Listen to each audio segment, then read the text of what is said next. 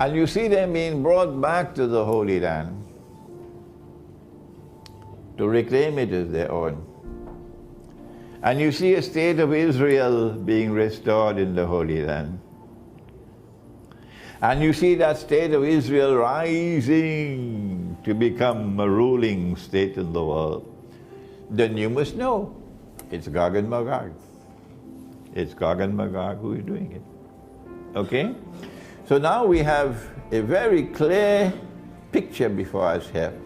The first of them will leave this area when they are released, and they will start moving to this area.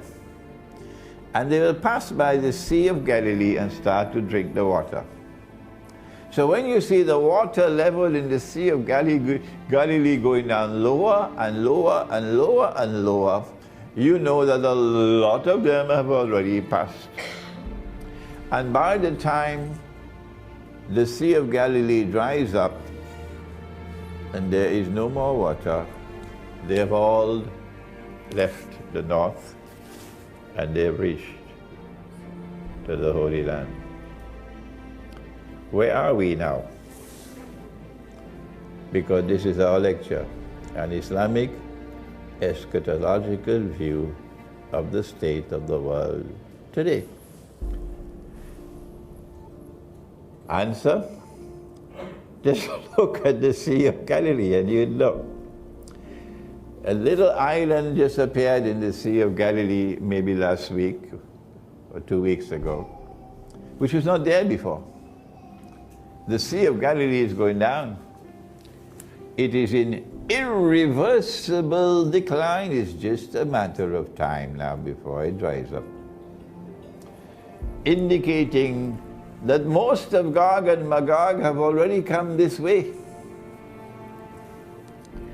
Now comes a new analysis that I have never given before, because knowledge comes to me every day, little bit, yeah.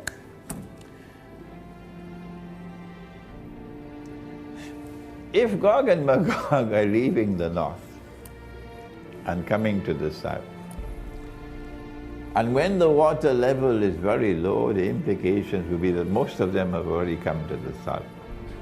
It means that the power of Gog and Magog is being concentrated in the south, in the Holy Land and around the Holy Land, the Arab world. And the power of Gog and Magog is weakening in the north.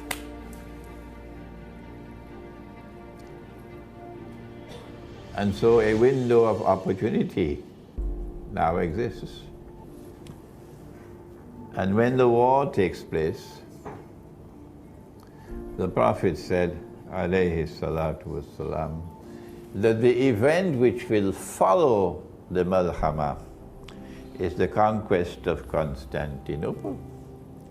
Once there is a conquest of Constantinople, the implication would be that Gog and Magog have suffered a significant military defeat. In other words, the backbone of Gog and Magog is breaking in the north, while it is still strong in the south, in the Arab world. The Arabs are going to be destroyed, said the Prophet ﷺ. أَنُهْلَكُ وَفِينَا الصَّالِحُونَ, she asked, Zainab radiallahu ta'ala, will we Arabs be destroyed even though there are righteous people amongst us?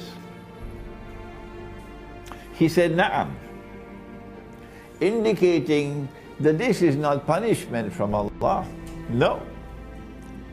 They are righteous people, and yet they're being destroyed. This is something which is occurring in the historical purpose for a specific reason, unconnected with punishment. Why will Allah allow the Arabs to be destroyed? Answer, he said to his son, Ya bunayya, inni ara fil manami anni asbahu. Oh my son, I've seen in my dream I have to sacrifice you. Fanzur maza tara. Son, how do you respond? The son responded and said, Ya abati fa'al ma tu'mar. Oh, my father, go ahead. Do what you've been ordered to do. They thought that it was an actual sacrifice. But Allah is a wise God. And a wise God does not order human sacrifice. No. It's incompatible with wisdom to order human sacrifice. So this dream has something else in it, this vision, okay? When he took the knife and he was about to sacrifice his son, then Allah called out to him and said, Ya Ibrahim, O Abraham, qad sadaqta ru'ya. You've already fulfilled the vision. You have accepted the sacrifice of Ismail alayhi salam. It is that sacrifice of the seed of Ismail alayhi salam which is about to take place, concurrently with the Malhama. So Gog and Magog are going to be very powerful in and around the Holy Land. And part of that power will be shown in the destruction of the Arabs. And so the flag of Islam will not come anymore from the Arabs after the Malhama. The flag of Islam will be held up by non-Arabs because the Arabs are going to be destroyed.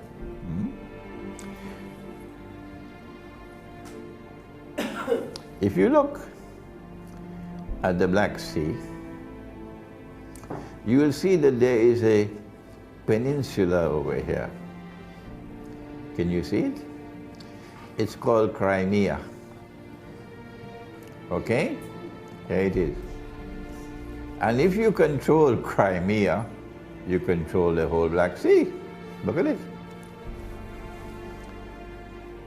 And they did everything they could do for the last few hundred years to ensure that Orthodox Christianity, led by Russia, should never control Crimea.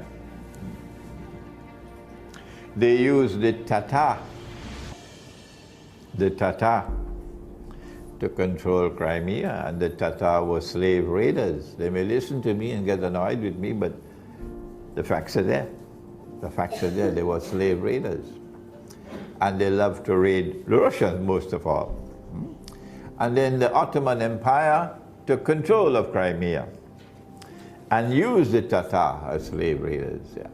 And the Ottomans controlled Crimea for many years, a few hundred years, until Russia defeated them and Russia claimed the Crimean Peninsula. When Russia took control of the Crimean Peninsula, Britain and France and Europe could not take that. No. They did everything they could possibly do until finally they had to wage war on Russia to deny Russia Crimea. And that was the last great war that took place before the modern age of warfare with the First World War. What was it called? It was called the Crimean War. And it was fought from 1852 to 1854, 55. If I make a mistake 1 or 2 years, we are friends, you can manage that, okay? That is when the Crimean War took place. And Russia fought that war courageously. Courageously, yes, courageously, but Russia lost the war in the end. And when they won the war, what they did was to demilitarize Crimea. That Crimea could still remain Russian under Russian sovereignty, but you could not maintain a military base, naval base in Crimea. That is why they fought the war. But within a matter of 7 or 9 years, Russia was able to reverse that and restore a naval base in Crimea. And Russia continued to have that naval base in Crimea until something happened in 1917. They struck Russia And they plunged a dagger into the heart of Russia in 1917 with the Bolshevik Revolution. And then came the effort to destroy the spiritual heart of Russia, to destroy the Orthodox Christian faith, and to transform Russia into an atheist country, similar to what Britain is today, an atheist country. Nobody goes to church anymore. So you sell the church to whom? To McDonald's hamburgers, of course. Who else?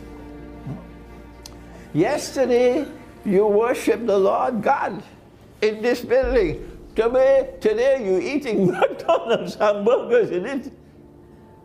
That's what you are today. And then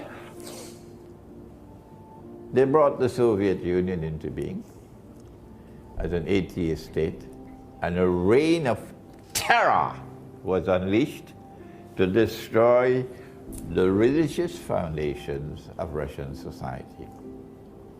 In 1954, 6 years after Israel was born, the Russian leader Nikita Khrushchev secretly planned something to stab Russia one more time.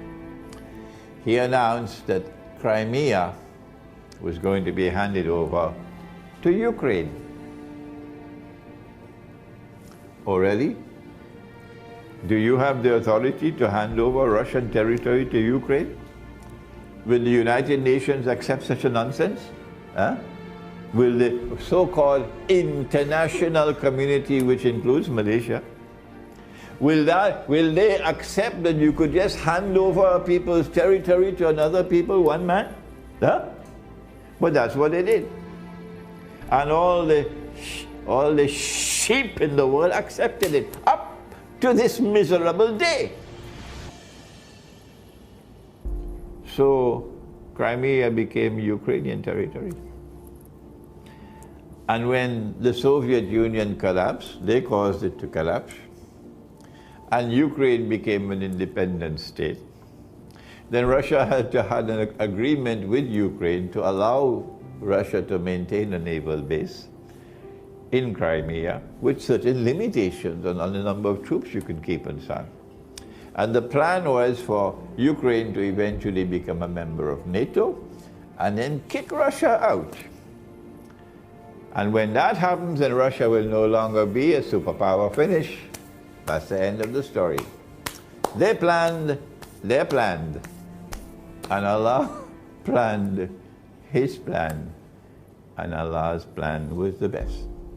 When they struck and they overthrew the government of Ukraine with their color revolution, and Ukraine's government is now poised to kick Russia out, what happened? Russia then turned to the people of Crimea, and they voted, we want to be with Russia. The Crimean parliament voted to be, with Russia. And Russia accepted it, and Crimea returned to Russia. That happened, about 2 years ago? 2 years ago? That was the most significant defeat that the Zionist movement had ever experienced from the day it was born, when Crimea returned to Russia. And when Crimea returned to Russia, if you would remember, I said, it's time for Imran Hosein to celebrate. Because I was looking at the subject from eschatology. And so what we are now about to witness is a Russia who commands power in the Crimea, in the Black Sea, because of control over Crimea. So when the war begins, what's going to happen? Remember, the first of them passed long, long ago. And most of them have already passed Gog and Magog. So now they are weak in the north, and they're strong in the south. The power base is in the south now, in and around the Holy Land. So when the war takes place, what we'll see is a repeat of history. history will repeat itself one more time, that they are going to be checkmated by Russia in the north. In consequence of being checkmated by Russia in the north, that is why the conquest of Constantinople will become possible. When the conquest of Constantinople takes place, the backbone of NATO will be broken. But I don't think the conquest of Constantinople is possible without civil war in Turkey. And they just laid the foundations for that civil war with their bogus coup d'etat. That was, I think, 2 months ago or a month and a half ago. A bogus coup d'etat that even a schoolboy could see is already planned in advance to fail. Okay? Even a schoolboy could see that. You think the Russians can't see that? Even a schoolboy could see, you think the Russians can't see that? That it was planned to fail. It was planned so that the Turkish president could be able to wipe out all the opposition that he had. Opposition, for example, to waging war on Syria. Many in the Turkish armed forces were opposed to Turkey waging war on Syria. Okay? Now they have been wiped out. They're no longer there. It's only a matter of time now before Turkey will attack Syria. Once Turkey attacks Syria, Russia is going to respond with full force. Oh yes. And when will Turkey attack Syria? I don't know. Don't ask me, don't send me any emails, I don't know. I don't know. But it looks as though it's going to be soon. It looks as though it's going to be soon.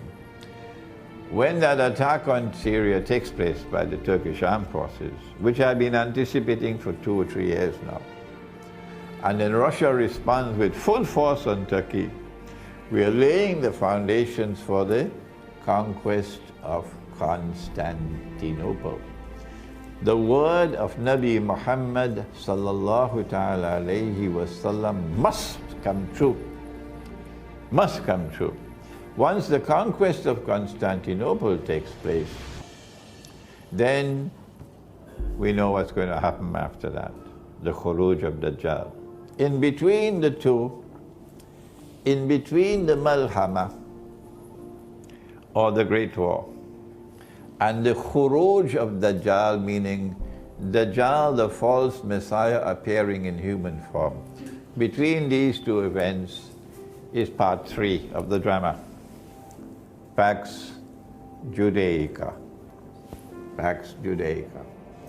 And in Pax Judaica we know already, if that, the first stage there was that monetary system with the British pound, and in this stage there was that monetary system with the US dollar, that in stage 3 you must have a new monetary system. I mean, it doesn't need much intelligence to know that.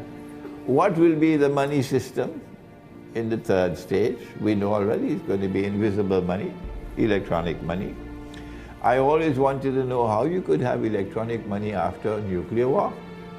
Until somebody from Saudi Arabia came and told me, Sheikh, don't you have any sense? You have underground cables. The underground cables can survive the nuclear war. So the wireless internet will not be there. But you'll also you still have the internet through the underground cables, okay? So this is how the banking system will be able to survive, but I am getting the impression that they don't need the banking system anymore, they need only the central banks.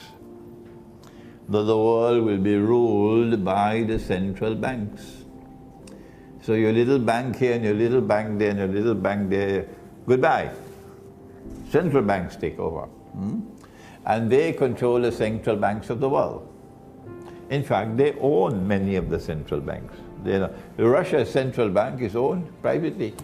The Federal Reserve is a private bank. Why did they make it a private bank? Why? Because they want to rule the world through the banking system. How do we respond? How do we respond? My answer is as soon as the malhama takes place, leave whatever you are doing, make provisions for your wife and children, and join the struggle for restoring the Khilafah state. The Khilafah state is easy to understand. Understand that it is simply a state in which Allah's law is supreme. That's all. So you can't be a member of the United Nations organization. No. Can't be a member of the International Monetary Fund. Most of our people seem to be comfortable as members of the United Nations. Comfortable as members of the International Monetary Fund, etc. Leave them in their comfort. Those who are the servants of Allah, those in whose hearts there is love for Allah, whose hearts beat for the truth, that the truth must prevail, that the truth must be used to govern, that the truth must be used to judge. These people must now wage the struggle to restore the Khilafah state. So long as Gog and Magog control the world in the world order of Gog and Magog, you could not survive as a Khilafah state, and once you are destroyed, you cannot be restored. They're too powerful. The Khilafah state of the Ottoman Empire was, of course, bogus in many respects, but it still had some of the trappings of the Khilafah state. And that was abolished in 1924. From 1924 to now, almost 100 years, no Khilafah state in the world of Islam. But in the hearts of those who still have love for Allah, the Khilafah state is still there. They have not surrendered the Khilafah state. Their excellencies have done it. Their majesties have done it. Government has done it. Bureaucracy has done it. They don't care for the Khilafah state. It's not a part of their agenda.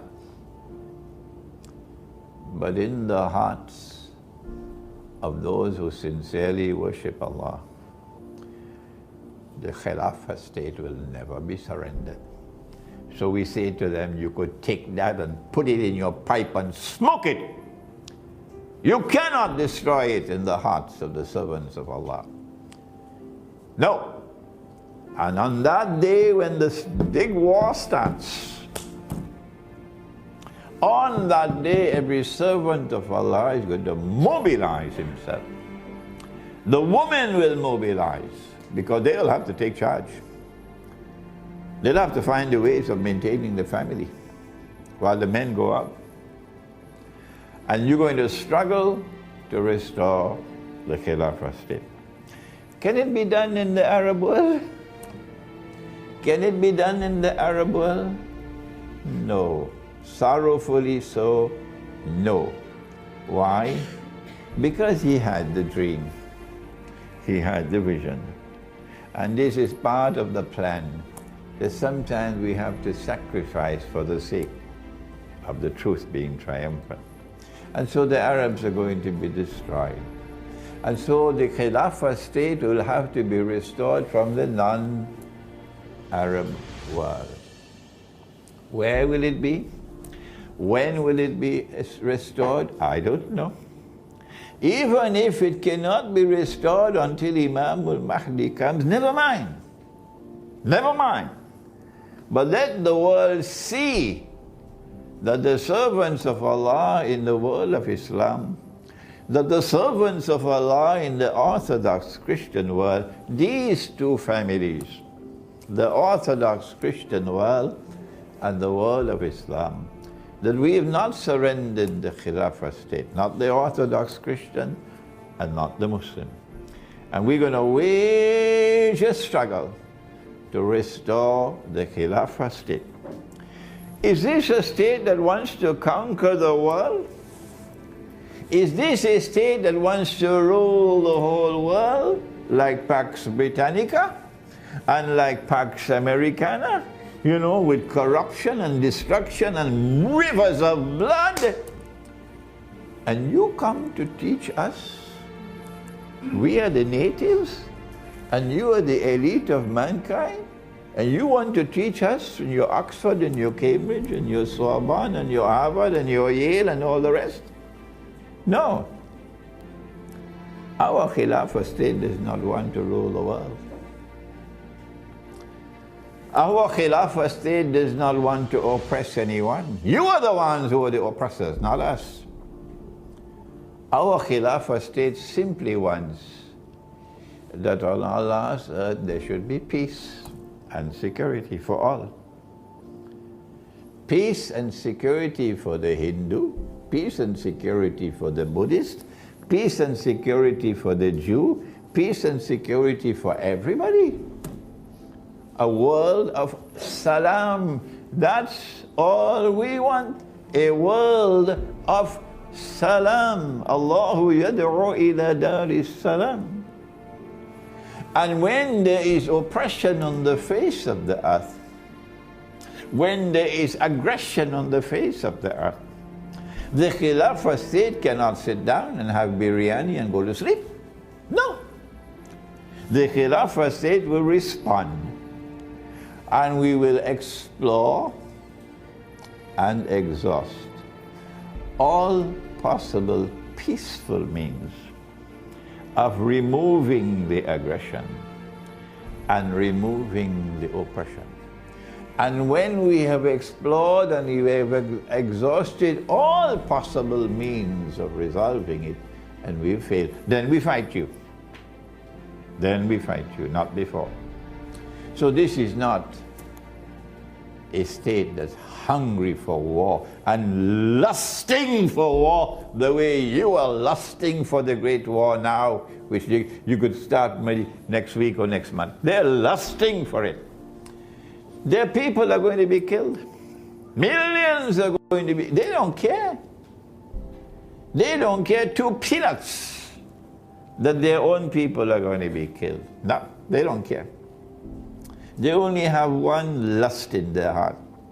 They want to rule the world by the hook or by the crook. But our Khilafah state does not want to rule the world. No. Our Khilafah state simply want to have a world in which there is peace and security for all. That is the Khilafah state. And so we end now. This is enough for today. We have presented to you an Islamic eschatological view of the world today. We have not attempted much about the world tomorrow, except to say that from the time the war starts, on the day that the war starts, life is going to be different. May Allah take these words all over the world of Islam, and may Allah take these words also to our brothers and sisters all over the Orthodox Christian world, because we are one family. You and us, we are one family. And that we may now wage the struggle to restore the Khilafah state somewhere on Allah's earth. The Khilafah state being defined as a state in which Allah's law is supreme. ربنا تقبل منا إنك أنت السميع العليم وتب علينا يا مولانا إنك أنت التواب الرحيم برحمتك يا أرحم الراحمين آمين.